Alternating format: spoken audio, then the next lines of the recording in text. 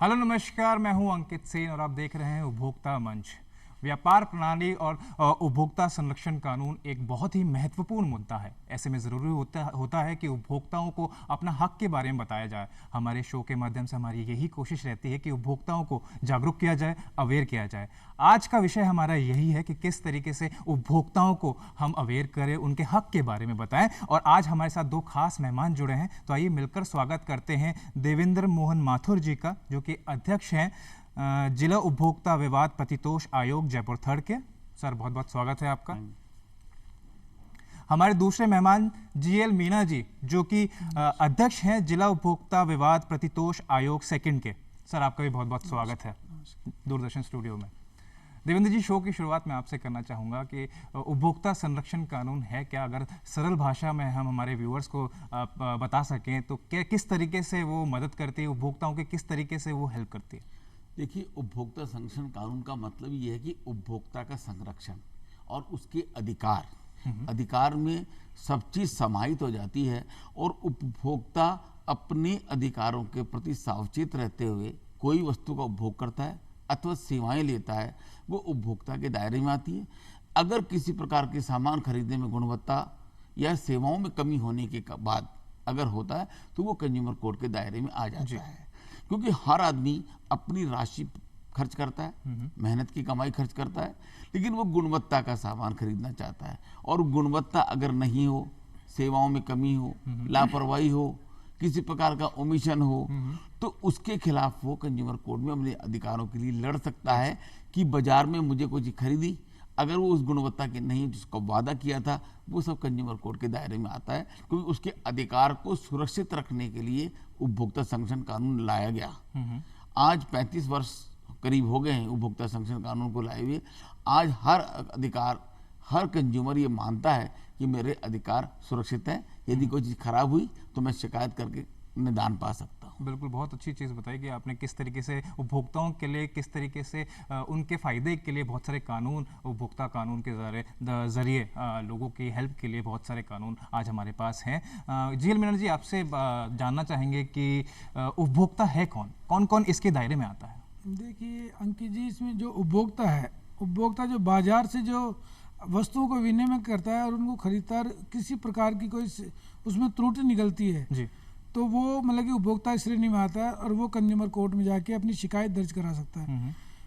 और बाजार से जाकर उसको कोई भी किसी प्रकार की सेवाएं लेता है, जैसे मान लो कोई वस्तु खरीदी उसने, उन वस्तुओं में उसके प्रकार से किसी प्रकार का दोष आता है तो उसको रिप्लेस कर सकता है और उसको मतलब कि कंज्यूमर कोर्ट में जाके शिकायत कर सकता है।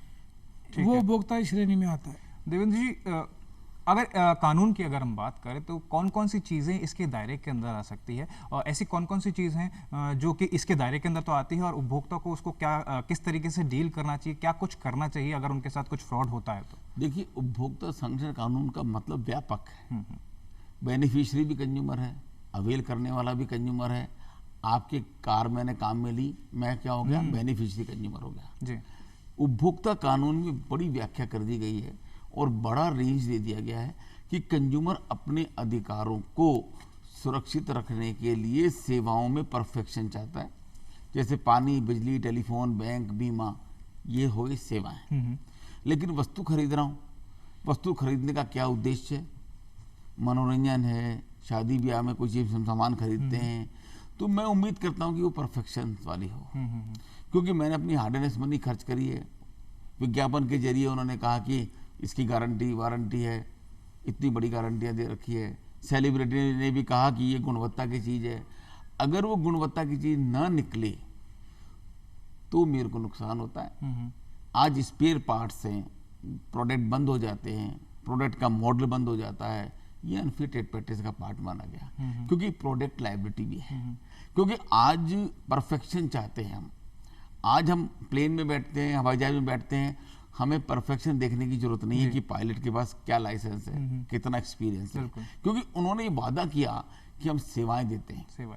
हम ट्रेन में बैठते हैं, ट्रेन में बैठने की जिम्मेदारी ट्रेन के लोगों की हो जाती है, क्योंकि उनकी जिम्मेदारी उस परफेक्शन के साथ मैं उम्मीद करता हूँ। क्योंकि आज वर्तमान में किसी को टाइम नहीं है। आज पैसा खर्च करने को उपभोक्ता उतारू है, विज्ञापन के जरिए वो समझता है कि गुणवत्ता की चीज़ है, और बाजार जाता है तो बहुत जल्दबाजी में जाता है। लेकिन वो उसको प्रोडक्ट पे, ब्रांड पे एक भरोसा होता है, उस प्रोडक्ट को वो लाके ले लेता है घर पे आके। लेकिन अगर वो विद इन वारंटी पीरियड खराब हो जाए, 4 बार उसको शोरूम में जाना पड़ जाए, दोबारा बदलाने के लिए शिकायत करनी पड़ जाए, तो फ्रस्ट्रेट हो जाता है। उसी के अधिकारों का प्रोटेक्शन करने के लिए ये उपभोक्ता कानून लाया गया। 1986 नाम दिया गया, 88 में इम्प्लीमेंट हुआ। उसके बाद से अब तक जो लोगों ने लाभ उठाया, करीब अपने राजस्थान में 5 लाख से अधिक फैसले हो चुके हैं। तो ये अपने आप एक इतिहास बताता है कि लोगों में कितनी अवेयरनेस है, और लोग शिकायत करने की आदत डाल रहे हैं और बर्दाश्त करने की क्षमता कम हो गई है। क्योंकि हर आदमी कहता है कि मेरा पैसा खर्च हुआ, मुझे उस गुणवत्ता की चीज नहीं मिली, मेरी प्रतिष्ठा खराब हुई, या उसको मानसिक पीड़ा हुई। तो एक यही कानून ऐसा है जिसमें मानसिक पीड़ा का, परेशानी का दिलाया जाता है, कुछ मुआवजा मिलता है। क्योंकि पहले जो कानून थे उसमें सामने वाले को वो मिल जाती थी, किसी प्रकार का पनिशमेंट हो गया, जेल हो गई, लेकिन कंज्यूमर को कुछ नहीं मिलता था। तो अब ये कानून एक ऐसा कानून, अनोखा कानून है जिसमें मुआवजे की गारंटी है। साबित करने का भार आप पर है। आप ये साबित करें कि इन्होंने अनफेयर प्रैक्टिस करी, या मेरे को सामान खराब बेचा, और खराब बेचने के साथ या सेवाओं में कमी कर मुझे ये नुकसान हुआ, तो आपको मुआवजे की गारंटी है। बिल्कुल देवेंद्र जी, बहुत अच्छी बात आपने दर्शकों को बताई। लेकिन एक चीज़ आप भी मानना चाहेंगे कि कहीं ना कहीं डिजिटलाइजेशन आ गया, लेकिन अभी भी लोगों में अवेयरनेस की कमी, उनको हक के बारे में इतने जागरूक नहीं है कि उनको क्या कुछ मिल सकता था और क्या कुछ वो कर सकते थे। डिफ़ॉल्ट प्रैक्टिसेस जो व्यापारी जो करते हैं कंज्यूमर के साथ, क्या लगता है, क्या कारण लगता है आपको कि आज भी अवेयरनेस की कहीं ना कहीं कमी आती है? नहीं, ऐसा नहीं है। उपभोक्ता संरक्षण कानून बनने के बाद मेरा अपनी विचारधारा है कि लोग जागरूक हो गए। अब थोड़ा सा एटीट्यूड बदलने की जरूरत है, क्योंकि कुछ तो टाइम तो हमारा बहुत है, लेकिन हम थोड़े आलसी हैं।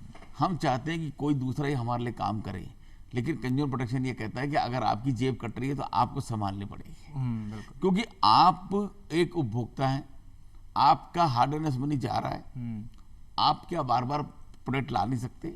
जो लॉन्ग टर्म प्रोडक्ट है, जैसे टीवी, फ्रिज, ऐसी चीजें हैं, मैं उम्मीद करता हूँ कि 15 साल तो अब मुझे लाने की जरूरत नहीं है। तो अगर वो बार बार खराब हो, आपकी कोई कार है, कार आप किसी पर्टिकुलर ब्रांड की लेके आते हैं, अगर वो बार बार खराब होती रहे तो उसका क्या फायदा। लेकिन लोगों में जो अवेयरनेस है, आज भी बाजार में एक धमकी भी इंप्रेसिव है कि आज अगर कंज्यूमर कहता है कि या तो बदल दो, नहीं मैं कंज्यूमर कोर्ट में जा रहा हूं, तो उसका असर अब व्यापक होने लगा है। बिल्कुल बिल्कुल, बहुत ऐसा नहीं है कि पहले जो होता था कि आम आदमी बाजार जाता था, पिट के आ जाता था, संभल आ जाता था, अभी हो गया। लेकिन अभी भी हमारी थोड़ी धारणा हम लोगों को बदलनी पड़ेगी। हमें सोशल मीडिया के जरिए, औरों के जरिए अगर हम बताते हैं तो इसमें व्यापक असर पड़ता है। और बड़ी बड़ी कंपनियां और एकाधिकार सेवाएं, इसमें आप सबसे बड़ा एग्जाम्पल आप देखें, पिछले 35 साल में टेलीफोन में कितना इंप्रूवमेंट आया। आज प्रोडक्ट जितनी भी आ रही हैं वो सब इस क्वालिटी की आने लगी। एक जमाने में बहुत सारी चीजें तो मिलती ही नहीं थी, दिखने को नहीं मिलती, आज हर आदमी यूज कर रहा है। तो जब लग्जरी बढ़ी, लोगों में अवेयरनेस बढ़ी, तो लोगों ने गुणवत्ता की मांग कर ली। आज गवर्नमेंट की कई ऑटोनोमस बॉडीज भी ठीक हो गई हैं, गुणवत्ता का मकान बनाने लगी है, क्योंकि सबने अपने भी हार्ड अर्न्ड मनी का उपयोग करना शुरू कर दिया और एक सवाल करने की आदत डाल दी। और मैं तो एक ही बात कहता हूं कि उपभोक्ता सवाल करता है तो आधी प्रॉब्लम खत्म हो जाती है। बहुत बढ़िया बात कही कि उपभोक्ता सवाल करता है, और कहीं ना कहीं हम सभी को अपने हक जानना चाहिए, क्योंकि बेसिक चीज़ें यहीं से निकल के आती है। जब तक आपको आपके हक पता नहीं है, प्रॉब्लम का सोल्यूशन नहीं निकलेगा। बहुत अच्छी बात आपने बताई देवेंद्र जी। मीना जी, आपसे जानना चाहेंगे कि अगर कोई आम आदमी को कंप्लेन करना है तो किस तरीके से वो कंप्लेन कर सकता है, क्या प्रोसेस रहता है और उसमें कितना समय तकरीबन लगता है? देखो अंकित जी, मैं सबसे पहले तो ये बताना चाहूँगा कि आज का जो दौर है, इसमें जो उपभोक्ता है उनको जागरूक करना पड़ेगा, क्योंकि एक तरह से जागरूक अभियान चलेगा तभी उपभोक्ता उसके प्रति जागरूक होगा। और वो बाजार में जाता है और उसके साथ में किसी प्रकार की ठगी होती है और वो अपने हक के लिए लड़ता है, तो उसको सबसे ऑनलाइन भी वो शिकायत दर्ज कर सकता है, और एक सादा एप्लीकेशन से कंज्यूमर कोर्ट में जाके वो अपनी एप्लीकेशन दर्ज करवा सकता है, जिससे उसके साथ में जो ठगी हुई है उस ठगी का उसको मतलब कि वो बाजार के द्वारा जो ठगी की गई है, तो उपभोक्ता उसको मतलब कि कोर्ट के माध्यम से अपने हक के अधिकार की लड़ाई लड़ सकता है। बिल्कुल, बहुत अच्छी बात बताई। देवेंद्र जी, आपके पास आना चाहूँगा कि अगर हमको कोई इन्फॉर्मेशन निकालना है मार्केट से तो उसका कोई प्रावधान है, और अगर इन्फॉर्मेशन मिलती भी है वो इनकरेक्ट मिलती है, क्योंकि अक्सर केसेस ऐसे भी देखे गए हैं कि जो इन्फॉर्मेशन लोगों के पास आई है वो इनकरेक्ट इन्फॉर्मेशन आई है, तो किस तरीके से लोगों को मदद मिल सकती है कि उनको अच्छी सूचना मिले, करेक्ट सूचना मिले, और जो सूचना मिल रही है उसके ऊपर अगर गलत आती है तो क्या कुछ दंड के प्रावधान है हमारे पास? देखिए, अगर सूचना गलत निकलती है तो अभी कंज्यूमर कोर्ट लॉ में अमेंडमेंट आया जी। उसमें अनुचित व्यापार प्रणाली को जोड़ा गया। अगर कोई सेलिब्रिटी कहता है कि मेरे बाल बढ़ जाएंगे या मोटे हो जाओगे या पतले हो जाओगे और नहीं होता है तो कंज्यूमर कोर्ट उसकी सहायता करता है, क्योंकि यही अनफेटेड प्रैक्टिस है। आपको बाजार में जाने से पहले प्रोडक्ट का जानने का अधिकार है। आईओसीयू ने 6 अधिकार हमें को दिए, सुनवाई का अधिकार, शिक्षा का अधिकार, चयन का अधिकार। मैं आज 1000 चीज देख सकता हूं, कोई जरूरी नहीं है, मुझे कोई कंपेल कर सकता कि नहीं आपको चीज खरीदनी ही पड़ेगी, ऐसा नहीं है। जहां तक कुछ एमआरपी पे बात आती है कि हमको प्रोडक्ट की जानने का अधिकार है कि उस प्रोडक्ट में क्या चीज है, क्या कंटेंट्स है और क्या क्या पैकेट में लिखे गए वो वास्तव में है या नहीं। जैसे मेडिसिन में जानने का अधिकार है मुझे, जैम, सॉस, जो भी कुछ लाते हैं उसके ऊपर प्रोडक्ट में लिखा रहता है कि कितने कंटेंट्स है। अब तो भारत सरकार ने ये भी लिखा कि अगर उसमें शुगर ज़्यादा है तो लिखो कि ये शुगर जो पेशेंट है उनके लिए नहीं है, ये शुगर की मात्रा ज़्यादा है। जैसे ग्रीन और रेड चिप लगती है, इसका मतलब वेजिटेरियन और नॉन वेजिटेरियन है। इवन मेडिसिन में भी कि जो वेजिटेरियन है वो लाल वाले रंग के वाली को नहीं लें, ये चेतावनी है, ये उनको राइट है उनका जानने का। फिर अगर आपको और ज़्यादा जानना है तो आप इंटरनेट पे जाइए, प्रोडक्ट लाइब्रेरी में कोड आता है, उस कोड को पढ़िए, उससे सारी जानकारी मिल जाएगी आपको अबाउट द फैक्ट्री, माल का प्रोडक्शन कब हुआ, कितना बेस्ट बिफोर यूज है, ये सब चीज़ें लिखना अनिवार्य हो गई है, जिससे कंज्यूमर खाने पीने की चीज़ों को ऐसा ना समझे कि बाद में काम में ले लूंगा, लेकिन जब तक वो घर में लाता है तो एक्सपायर हो जाए। तो ऐसी चीजें ना हो। अगर मैं तो कह रहा हूं कि अगर शिकायत भी करनी हो तो पहले प्रोडक्ट लायबिलिटी को पढ़ें, देखें, समझें और उसके बाद कंज्यूमर कोर्ट में आए। जहां तक सवाल कंज्यूमर कोर्ट में आने का है, हम कहते हैं कंज्यूमर कोर्ट में आने से पहले केस को मैच्योर करें, पत्र लिखें, ईमेल से शिकायत करें, सोशल मीडिया पे डालें कि भाई मेरे घर में ये प्रोडक्ट आया था, खराब निकल गया, आप लोग ना खरीदें।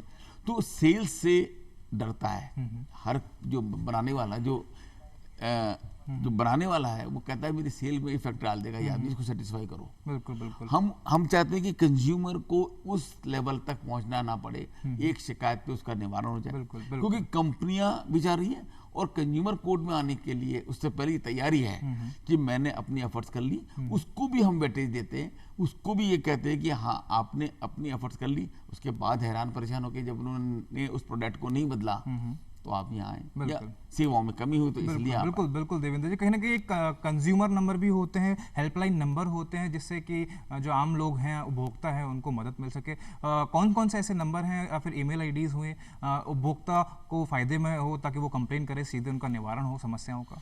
देखिए, राजस्थान की हेल्पलाइन है और एनजीओज हैं जो जनरल अवेयरनेस का काम करते हैं। लेकिन आजकल तो इंटरनेट इतना बढ़िया साधन है कि कहीं भी आप ईमेल कर सकते हैं और कहीं भी आप शिकायत कर सकते हैं। आज गवर्नमेंट ऑफ इंडिया ने भी हेल्पलाइन चालू कर रखी है, अगर आप वहाँ भी शिकायत दर्ज कराएंगे तो उसका निवारण बिल्कुल। और इस समय आप हमारे स्क्रीन पे भी देख सकते हैं जो हेल्पलाइन नंबर है, जिससे आप डायरेक्ट कॉल कर सकते हैं और अपनी समस्या बता सकते हैं और आपको जल्द से जल्द इसका निवारण कहीं ना कहीं आपको मिलेगा। और आपको हेल्पलाइन नंबर जो है वो 180 1800 180 6030 है, जो कि हमारे स्क्रीन पे भी फ्लैश हो रहा है। देवेंद्र जी, आपने बहुत अच्छी चीज़ें बताई कि किस तरीके से अवेयरनेस इंपॉर्टेंट होता है, क्या क्या चीज़ें ध्यान रखना चाहिए।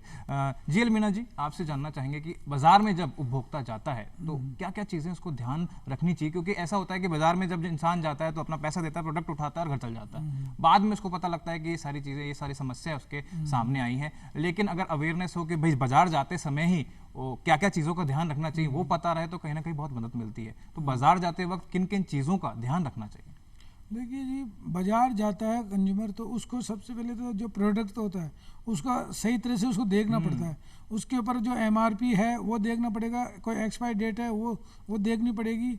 उसको जागरूक रहना पड़ेगा कि बाजार में मेरे साथ में किसी प्रकार की कोई ठगी तो नहीं हो रही है, और उसके साथ में किसी प्रकार की ठगी होती है तो वो मतलब कि उसको बाजार में जो व्यापारी है उसको कहेगा कि भाई आप ऐसा माल क्यों बेच रहे हो, मतलब कि आप गलत माल बेच के गलत लोगों को ठग रहे हो।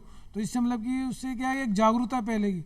जागरूकता फैलने के से उपभोक्ताओं में एक प्रचलन बढ़ेगा कि यार वास्तव में बाजार में बहुत ही घटिया तरीके के काम हो रहे हैं, मतलब लूट खसोट हो रही है। जबकि बाजार वालों को, व्यापारियों को भी ये देखना चाहिए कि भाई जो कोई कंज्यूमर आता है तो उसके साथ में सही बिहेव करे, किसी प्रकार की कोई मतलब कि ऐसा मतलब कि काम नहीं करे जिससे उसको ऐसा लगे कि यार मेरे साथ में ये ठगी हो सकती है। तो उपभोक्ताओं को ये बाजार में जाकर सबसे पहले अपने प्रति, अपने अधिकारियों के प्रति उसको देख रेख करके और उसको मतलब कि फिर कोई सामान खरीदना चाहिए जिससे ताकि उसके साथ में ठगी नहीं हो सके और उसके साथ में किसी प्रकार की घटना घटित नहीं। बिल्कुल, बहुत अच्छी बात आपने बताई कि किस तरीके से क्या क्या चीज़ों का ध्यान रखना चाहिए जब भी आप बाज़ार में कुछ ना कुछ चीज़ लेने जाते हैं। और अक्सर हम लोगों का एक ही माइंडसेट होता है कि भाई पैसे दिए और हमने हमारा प्रोडक्ट लिया और घर आ गए, फिर बाद में इतनी सारी समस्या होती है कि प्रोडक्ट सही भी चल रहा है कि नहीं चल रहा है। तो अगर ये छोटी छोटी चीज़ों का आप ध्यान रखेंगे तो कहीं ना कहीं इन सब चीज़ों से दूर रहेंगे, अच्छा प्रोडक्ट आपके घर में आएगा। देवेंद्र जी, आपसे जानना चाहेंगे, आजकल जब से डिजिटलाइजेशन हुआ है और ई कॉमर्स का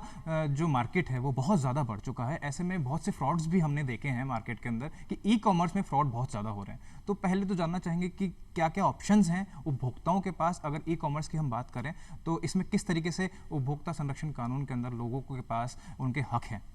उससे पहले मैं आपको बता दूं कि जब भी उपभोक्ता कोई चीज़ खरीदे जी, ऑनलाइन पे खरीदे या बाजार में खरीदे, एक तो बाजार चयन बड़ा शांतिपूर्वक शालीनता से होना चाहिए। एक टेम्पटेशन होता है कि मुझे पर्टिकुलर मोबाइल आ गया, पर्टिकुलर लाइन लग रही है यार मेरे को आज ही लाना है, हम आर्टिकल लिखा था कि कल भी होगा बाजार 2 घंटे पहले जाएं, आपकी बार्गेन पावर बढ़ जाएगी। हम क्या गलती करते हैं, सब लोग 7:45 बजे रात को निकलते हैं, लेने जा रहा हूँ किसी अमुक प्रोडक्ट का, लेके आ गया घर में किसी और प्रोडक्ट का, और हम बाजार में लिखते कल भी होगा कल होगा तो हम कल भी ले सकते हैं। और ये भी कोई ज़रूरी नहीं है कि अगर किसी दुकानदार ने आपको कोल्ड ड्रिंक पिला दिया तो आपको वहाँ से परचेज करना भी ज़रूरी नहीं है, या आपका अधिकार है आप उठ के आ जाएं। अगर आपका बार्गेन पावर कब बढ़ेगी, जब हम बाजार 2 घंटे पहले जाएंगे। और हम अक्सर क्या करते हैं, जो विशेष त्यौहार होते हैं हमारे, दिवाली, होली, हम उस पर सेल के नाम पर भी भ्रमित हो जाते हैं। हमारे घर में सब यहाँ अनप्रोडक्टिव चीज़ें आती हैं। हमारे अनप्रोडक्टिव चीज़ों को रोकने के लिए ही यही कंज्यूमर प्रोटेक्शन लॉ बनाया गया है कि आप सोच समझ के जितनी उपयोग की चीज़ें उतनी लाएं और बाजार में जाएं। कोई जल्दी नहीं है आपको, बाजार 1 नहीं 2 3 4 और सेल, एमआरपी, इन सब का अध्ययन करने के बाद ही मानस बना के जाएं। और कहाँ से मुझे सस्ती मिल सकती है, पहले वहां तक जाएं। ये कोई स्टैंडर्ड सिंबल नहीं है कि मैं पर्टिकुलर मॉल से खरीदता हूँ या मैं किसी बार्गेन नहीं करता हूँ। ये अब स्टेटस सिंबल नहीं रहा, अब आपकी हार्ड अर्न्ड मनी को यूज करने का साधन है। उसके बावजूद भी अगर चीटिंग हो जाए तो फिर आप कंज्यूमर प्रोटेक्शन में आ ही सकते हैं। एक नॉर्मल सी टेंडेंसी लोगों में बनती जा रही है, पहले वो मार्केट में जाएंगे, उसके बाद ऑनलाइन सस्ता मिल रहा है कि नहीं मिल रहा वो चेक करेंगे। एक अवेयरनेस तो आया है क्योंकि लोग बाग जो प्रोडक्ट मार्केट में देखते हैं और फिर वही चीज़ आप ऑनलाइन में देखते हैं, तो थोड़ा डिफरेंस भी आता है, कहीं ना कहीं फ़ायदा भी होता है, लेकिन उस फायदे के चक्कर में कहीं ना कहीं नुकसान ज़्यादा हो जाता है। नुकसान ज़्यादा इसलिए हो रहा है कंज्यूमर को क्योंकि ऑनलाइन के आप देखेंगे ऑनलाइन प्रोडक्ट में कई बार प्रोडक्शन वाले का नाम नहीं होता। आजकल क्या हो गया, मार्केटेड बाई हो गया। तो मार्केटेड बाई होने से उपभोक्ता को खतरा ज़्यादा बढ़ गया क्योंकि वो कहते हैं कि हमने तो प्रोडक्ट बेचा ही नहीं, हमारा माल ही नहीं है। तो डीलर कहता है कि मेरी लायबिलिटी नहीं है क्योंकि मैं इसका मैन्युफैक्चरर नहीं हूँ, लेकिन बीच में कौन आ गया, मार्केटेड बाई आ गया। तो ऐसी पोजीशन में ऑनलाइन चीजें भी खरीदना घातक हो सकता है क्योंकि आपको ऐसी फर्जी ऑनलाइन मिल सकती हैं जिनमें पैसा तो जमा हो सकता है लेकिन सामान नहीं आता, डुप्लीकेट आ जाती हैं लाइनें, डुप्लीकेट आपका वेबसाइट आ सकता है। तो आपको सब चीज़ों से सतर्क होने के बाद ही विज्ञापन देखने के बावजूद भी अब आप जो कहते हैं कि रेट का डिफरेंस, देखिए रेट का डिफरेंस तो आएगा, जो दुकानदार दुकान खोल के बैठा है, डीलर है, लाइट स्टाफ सब खर्च कर रहा है, तो वो उसको उस रेट पे नहीं देगा। लेकिन आपको ये नहीं पता कि वो हो सकता है कि एक्सपायरी गुड्स हो, डिफेक्टिव गुड्स हो, जो ऑनलाइन आपको सप्लाई किया जा रहा है, तो उसको भी ध्यान में रखना पड़ेगा कि आपके पास जो सामान आ रहा है वो कोई सेकंड्स का माल तो नहीं है। नाम प्रोडक्ट वही है, पर्टिकुलर ब्रांड भी वही है, लेकिन सेकंड्स के अंदर भी सामान आ जाता है, वो ऑनलाइन पे अक्सर बेचा जाता है या थोड़ी देर में एक्सपायर होने वाला होता है। वो भी सस्ता मिल सकता है आपको, तो सस्ते के चक्कर में न जाए, क्योंकि आपको यूटिलिटी करनी है, उसको यूज लेना है और लॉन्ग टर्म तक यूज लेना है और अपने पैसे का सदुपयोग करना है। तो आप मेहरबानी करके उस ऑनलाइन के सस्ते के चक्कर में न जाए और उसको अच्छी तरह से सुनिश्चितता करने के बाद ही ऑर्डर दें। बिल्कुल, बहुत अच्छी बात बताई कि किस तरीके से ध्यान रखना चाहिए हर एक चीज़ों का। जेल मीना जी, आप लोगों का जो काम होता है वो आसान नहीं होता है, ऐसे में बहुत सारी समस्याओं का सामना आपको भी करना पड़ता है। कौन कौन से चैलेंजेस, अगर जनरल बात कर रहे हैं हम लोग अगर, तो कौन कौन से चैलेंजेस आप लोगों के पास भी आते हैं? क्योंकि आसान नहीं इतनी कंप्लेंट्स को डील करना और सारी सिचुएशन, हर से कंप्लेन अलग होती है, हर समस्या का हल अलग होता है, तो किस तरीके से कौन कौन से चैलेंजेस को आप फेस करते हैं? देखो, हमारे पास में जो कंज्यूमर जो चैलेंज लेके आता है, इसमें कई प्रकार के होते हैं जी। जैसे कि मान लो बिल्डर्स होते हैं, बिल्डर से मान लो फ्लैट देते हैं, पैसा उनसे ले लेते हैं और उनको कब्जा नहीं देते, तो वो एक तरह से उनके साथ में धोखा होता है। तो ऐसा वो धोखा जो होता है उसको वो कोर्ट में शिकायत के तौर पे उसको वो अपनी फाइल पेश करके उसको वो कर सकते। इसी ऐसे ही हॉस्पिटल, मान लो हॉस्पिटल में जाता है, इलाज करता क्या है, होता क्या है इलाज, तो रसीदें वगैरह कटाना, बिल कटाने ज़रूरी होती है। इसी में अपन मॉल वगैरह में जाते हैं, मॉल में जाते हैं, प्रोडक्ट खरीदते हैं, प्रोडक्ट को देखते हैं, सब उसके बावजूद भी उसके एमआरपी वगैरह में सब में भिन्न भिन्न होती है कि एमआरपी लेते क्या है और पैसे काटते क्या है। तो वो क्या है, जीएसटी जो बिल वगैरह होता है वो काटना भी जरूरी होता है। ऐसे किसी भी प्रकार का प्रोडक्ट ले लो, चाहे गाड़ी ले लो, चाहे अपने मतलब कि किसी प्रकार की जिसको वस्तुएँ जो होती है बाजार में, किसी भी प्रकार जैसे मान लो छोटी छोटी अपनी, चाहे परचूनी की दुकान पे ले लो, चाहे अपने फैंसी स्टोर पे ले लो, मॉल पे ले लो, जिस तरह के भी ये प्रोडक्ट होते हैं, उन वस्तुओं को देख कर, परख कर और बिल जरूर लेना चाहिए, ताकि उनके साथ में किसी प्रकार की ठगी नहीं होना चाहिए। और मैं तो ये भी कहना चाहूँगा कि उपभोक्ताओं को जैसे शहर के अलावा गांव में भी इनको जागरूक करना चाहिए, ताकि गांव में क्या अभी जागरूक नहीं है, वो गांव में जाएंगे, जागरूक होंगे। इनके लिए कैंप लगाना चाहिए सरकार को भी, जिससे क्या है कि आराम से वहाँ तहसील स्तर पे तो उनके साथ भी किसी प्रकार ठगी नहीं होगी। क्योंकि किसान जो लोग होते हैं उनको कुछ भी पता नहीं है, उनके साथ में काफ़ी ठगी होती है। बिजली के बिल में मान लो, पानी के बिल में मान लो, चाहे बैंक में मान लो, चाहे उनकी चाहे केसीसी मान लो, ऐसी कई प्रकार की ठगी होती है। अगर हम अभियान चलाएंगे तो इस उपभोक्ता का जो जागरूक अभियान चलाएंगे तो उसमें हमारे को जरूर कई चीज़ों को फ़ायदा मिलेगा और हमारे पास में जो शिकायत आएगी उनका मतलब कि वो कम होती जाएगी, ताकि जागरूक रहेंगे तो शिकायतें आना बंद हो जाएगी। बिल्कुल, बहुत अच्छी बात आपने बताई। देवेंद्र जी, एक बहुत अच्छी बात मीना जी ने कही कि बिल लेना चाहिए, और अक्सर हम देखते हैं लोग थोड़ा सा पैसा बचाने के चक्कर में बिल नहीं लेते कि हाँ भाई कच्चा बिल बना दो, लेकिन आगे जाके उनको बहुत समस्या आती है। ऐसे में लोगों को क्या करना चाहिए? देखिए, बिल होना तो जरूरी है, लेकिन आपका शपथ पत्र भी अपने आप में बिल है। अच्छा, बिल की जगह आजकल तो लोग एस्टीमेट देने लगे हैं, लोग उसको बिल समझते हैं, लेकिन कोई बात नहीं, आपने विजिटिंग कार्ड भी पीछे लिखवा लिया, वो भी बिल ही है, और आपका एफिडेविट जो दे रहे हो कोर्ट में वो सपोर्टेड हो जाए। तो बिल, इनवॉइस, एस्टीमेट जो भी कुछ दिया उसने, वो आप कंज्यूमर कोर्ट में पेश कर सकते हैं। और नहीं तो आपके पास जो प्रोडक्ट है वो तो अपने आप में एविडेंस है, उस प्रोडक्ट को भी कोर्ट में पेश किया जा सकता है। पर ये कैसे जाना जाए कि ओरिजिनल बिल है इसकी? अगर बिल की अगर हम परिभाषा जनरल एक लेमन लैंग्वेज में हमारे दर्शकों को समझाए तो क्या होनी चाहिए? इनवॉइस कहलाता है, जैसे को पक्का बिल मतलब जिसमें जीएसटी नंबर भी होता है। इनवॉइस कहलाता है कैश, अगर मैंने कैश पेमेंट किया तो इनवॉइस मेरे पास आएगा। और कई बार क्या होता है, दुकानदार कहता है चलो एस्टीमेट बना देता हूँ, तो एस्टीमेट पे बिल दे देता है। वो चीज तो मैंने खरीद ली, नगद मैंने दे दिया, या तो ऑनलाइन पेमेंट करो तो भी एविडेंस मान ली जाती है, तो बिल होना जरूरी नहीं है। फिर अगर आपने ऑनलाइन पेमेंट किया है, चेक से पेमेंट किया है, तब तो बिल ही है अपने आप में, तो कोर्ट उसको मान लेती है, मान लेता है। लेकिन आपका सपोर्टेड बाय एफिडेविट होता है और प्रोडक्ट पेश कर दीजिए। वो प्रोडक्ट भी अपने आप में ये प्रूव करता है कि ये प्रोडक्ट मैंने ये खरीदा था, ये इसका मैन्युफैक्चरर है, ये इसका डीलर है, वो उसको डिनाई नहीं कर सकता। हर चीज़ में कई बार लोग कहते हैं बिल नहीं है, कंफ्यूज हो जाते हैं कि बिल नहीं, अब क्या करेंगे जाके। इसीलिए मैं कहता हूँ कि पहले कोर्ट में आने से पहले आप लेटर पोस्ट करिए, पोस्ट करिए, बिल्कुल बहुत एविडेंस बनाइए, एविडेंस बना के उसको सपोर्टेड बाय एफिडेविट कर दीजिए कि भाई मैंने आपके यहाँ से चीज खरीदी थी, बिल्कुल ये नंबर था, ये डिटेल थी, ये एक्साइज नंबर है, ये प्रोडक्ट नंबर लिखा हुआ है, बिल्कुल, बहुत ये अच्छी कोड बात है, बताई, बिल्कुल। ये कोड, वो सब चीजें प्रूव करेंगी कि आपने उसको खरीदा था। बिल्कुल देवेंद्र जी, बहुत अच्छी बात आपने बताई। लेकिन एक कंज्यूमर अक्सर ठगा जाता है और वो ठगता है गोल्ड के अंदर। ऐसे में बहुत सारी समस्याएं कंज्यूमर को आती है, जाए तो कहाँ जाए, क्योंकि गोल्ड एक ऐसी चीज़ है बहुत ज़्यादा बिकती है मार्केट के अंदर, और इसका जिसको कहते हैं कि लोग बागों को पहनना भी पसंद है और एक पर्टिकुलर अमाउंट में लोग बाग लेते भी हैं, तो उसके अंदर काफ़ी समस्याएं देखी गई है और बहुत सारी प्रॉब्लम्स लोगों को आई है। तो इसका निवारण किस तरीके से किया जाए? देखिए, अब भारत सरकार ने हॉलमार्क चालू कर दिया है। हॉलमार्क देखिए, रेट देखिए, और गवर्नमेंट ऑफ इंडिया की नई स्कीम और आई है कि उसको हॉलमार्क को देखने के बाद डेट, टाइम, ज्वेलरी की दुकान, उसका शोरूम का नंबर सब आ जाता है। अक्सर क्योंकि सेंटिमेंटल होते हैं हम उस जेवर को दोबारा बेचने जाते नहीं हैं। वो कहता है 24 कैरेट की है, आपने 24 कैरेट मान ली, लेकिन ऐसा नहीं है। अगर आपको शक है तो उसको टेस्ट कराया जा सकता है पर्टिकुलर लेबोरेटरी में।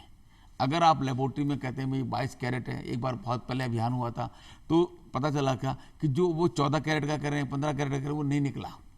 तो उस पोजीशन में आप कंज्यूमर कोर्ट में भी आ सकते हैं, लेकिन सब्जेक्ट टू कंडीशन मैंने बता दिया कि पहले भार कंज्यूमर पे वो लेबोरेटरी टेस्ट से साबित कर दे कि मुझे सोना 22 का बताकर 22 की रेट ली थी, 22 की रेट लेने के बाद मुझे मेकिंग चार्जेस नहीं बताया था और 22 कैरेट नहीं निकला, तो ये अनफेयर ट्रेड प्रैक्टिस का पार्ट हो जाएगा। लेकिन आप निवेदन कर दूं बार बार, डिजाइन पे मत जाइए, पर्टिकुलर शोरूम पे मत जाइए, आप पहले उसकी गुणवत्ता देखिए और गुणवत्ता की गारंटी कार्ड मांगिए। कहने को वो कहते हैं कि हम वापस ले लेते हैं, हम वापस लेंगे, हमारी गारंटी है, लेकिन शॉर्ट ये नहीं होता कि वास्तव में 22 कैरेट है तो 22 कैरेट ही होगा, इसलिए लेबोरेटरी टेस्ट कराना जरूरी है। बिल्कुल, बहुत बहुत इंपॉर्टेंट बातें आपने बताई हमारे दर्शकों को, और जिन दर्शकों को पता नहीं था उसको नोट कर लीजिए, क्योंकि ये एक ऐसी चीज़ें हैं, एक ऐसी समस्या है जो हर घर से जुड़ी हुई है। तो आज का जो एपिसोड है बहुत ही अवेयरनेस वाला रहा। मन तो कर रहा है, बहुत सारी बातें हैं, उपभोक्ता के बहुत सारे हमारे प्रश्न हैं, पर समय मुझे इजाज़त नहीं देता। आप दोनों का बहुत बहुत शुक्रिया कि आपने अपना कीमती समय हमारे लिए निकाला। तो दोस्तों, अभी के लिए इतना ही। अगली बार फिर मुलाकात होगी ऐसे ही किसी सफ़र में। तब तक खुश रहिए, आसपास साफ सफाई रखिए और देखते रहिए डीडी राजस्थान। फिर मुलाकात होगी।